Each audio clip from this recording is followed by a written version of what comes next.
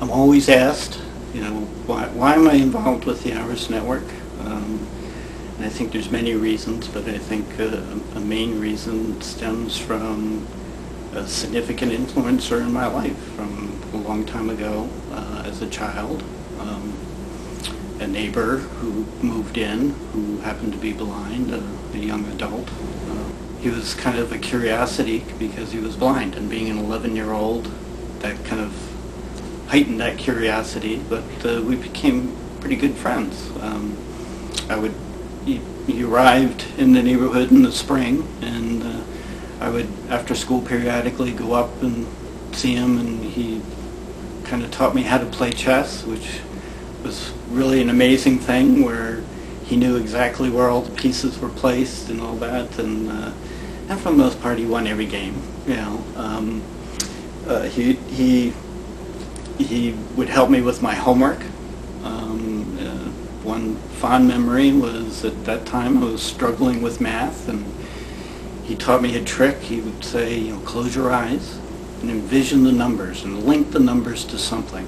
And through a process I was able to, develop my times tables and understanding they were more than numbers. They had some meaning based on this learning, I guess, from him. That lesson in and of itself has served me well in my chosen occupation today. We played cards, and whatever game we played, he'd always win. But it was years later when I realized what those dots on the cards meant. And it's like, oh my goodness.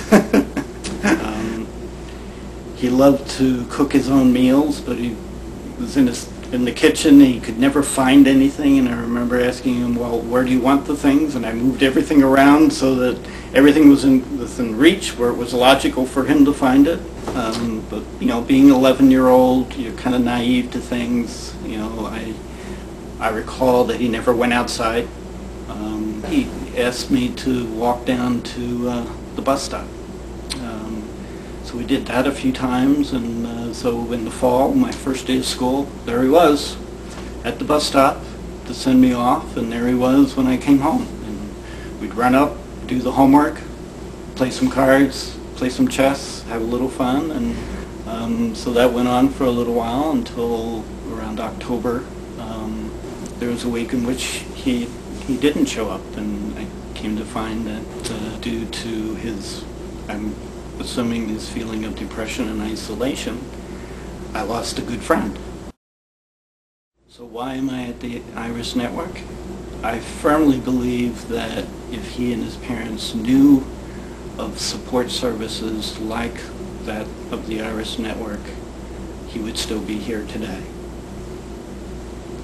My focus is to ensure that all of the people in Maine who are visually impaired and blind who could use the services of the Iris Network at least know that this agency is here to help support them.